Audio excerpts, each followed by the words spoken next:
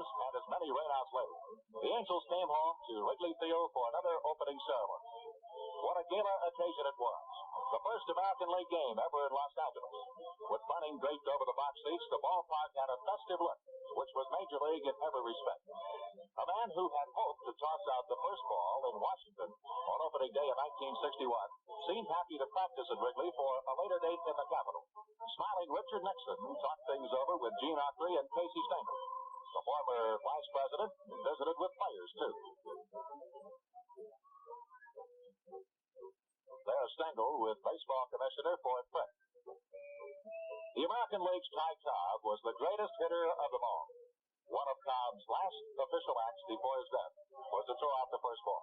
There's the immortal Cobb with J.G. Taylor Smith of the Sporting News. As Major League action was launched at Wrigley Field, two of the best-known Angel stars of Coast League days peeled their coats. One-time outfielder Jigger Stats tossed a few in to catcher Chuck Hanna. Leonard Firestone, one of the Angel owners, got a kick out of their routine, and so did his lovely wife, Molly. While Rickey went out to see if you can talk terms with umpires about the ground rules in your own park, our cameraman took this opportunity to survey the controversial fences at Wrigley. The short porches in left center, and the right center field bleachers. They offered inviting targets for the famed home run royal family of the American League. The fences were kind to most of the long ball hitters, for a new all-time record went into the books. When the season ended, 248 home runs were crashed out of Wrigley. The Angels have said goodbye to the compact park now, so the record is likely to stand forever. The Angels await the signal to take the field against the Minnesota Twins. The climactic moment is here. The American League has arrived in Los Angeles, which truly became the sports capital of the world.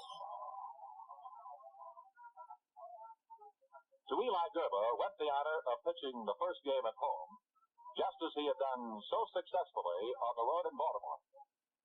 It was a warm, sunny day in L.A.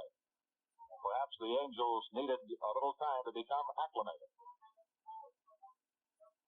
Gerber started it off by pitching to Zorro Versailles, colorful Cuban shortstop for the Twins.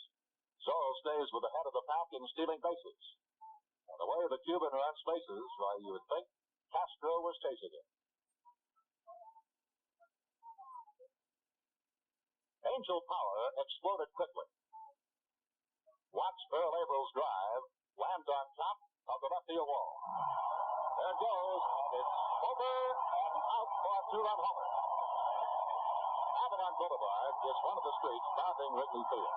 So, Averill promptly was tagged as the Earl of Avalon. No doubt about it, the slugging catcher sparkled at home. Steve Bilko will greet Earl. Big Steve scored the first Angel run at Wrigley after reaching base on a walk. There's the big 2 on the scoreboard for the Angels. Unfortunately, the Twins rallied for 4 runs, and it was then a 4-2 contest. The Angels tried to pull it out of the ninth. There were 2 on and as many out after this walk, with Ken Hunt coming to bat.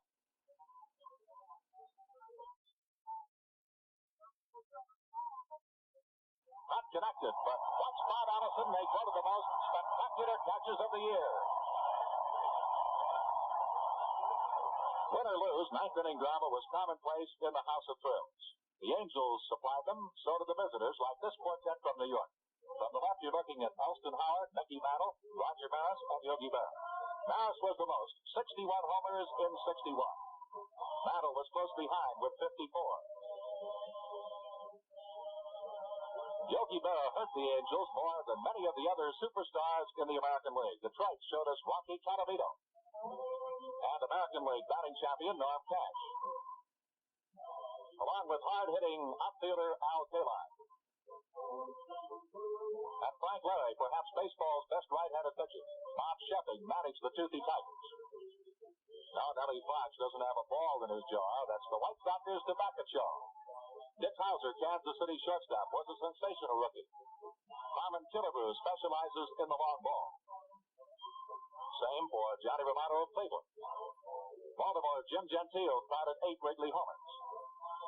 Brooks Robinson is another good hitter. It's possible to advance quickly in the Angel organization.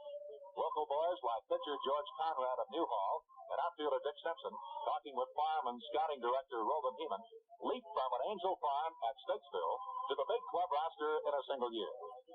Notice how Simpson resembles Ernie Banks. Enter home run slugger Leon Wagner, the grip. Leon shows Simpson, a long ball hitter, how he spreads his hands on the bat. Simpson is one of the many youngsters in whom the Angels invested more than $500,000 in their first year of operation. The Angels have high hopes for fast-bowling southpaw Bob Sprout and hard-working right-hander Dean Chance. Bob Rogers served notice he's ready by hitting .321 in 16 Angel games last year. Rogers is also a fine handler of pitchers. Jim Fregosi has the fielding savvy at shortstop. Dan Ardell is an SC Trojan on the roster, as is rookie third baseman Tom Satriano. Jim Donahue made good in a hurry after his acquisition from Detroit. And Ken McBride made it in a big way as a rookie on the 61 Angel team and was named to the American League All-Star squad. The handsome right-hander is a potential 20-game winner for 1962. Lee Thomas and George Thomas formed the Angels' highly publicized TNT wallet. They were two more examples of Fred Haney's training success. George is in the Army, but Lee will be back to swing for the Angels. Manager Bill Rigney slapped him with gloves for first base in the outfield, and Lee came through like a champion, being runner-up for American League Rookie of the Year honors. From the House of Thrills, the Angels moved downtown into Chavez, Ravine, the finest baseball plant in the world. Playing here is another historical first for the American League, which once again will present powerful star-studded lamps. This time around, the Angels are even better equipped to match them man for man. The Angels are never idle in or out of season. Fred Haney and his staff are always improving on their highly competitive product. The Angels hope you like their brand of American League baseball in their first year, which saw them beat the Yankees in 6 of 9 games at home. It's exciting baseball. The owners, other executives, and players in the Angels organization look forward with renewed vigor to playing in the new House of Thrills at Chavez Ravine. We know that you will enjoy the unparalleled comforts of a brand new ballpark.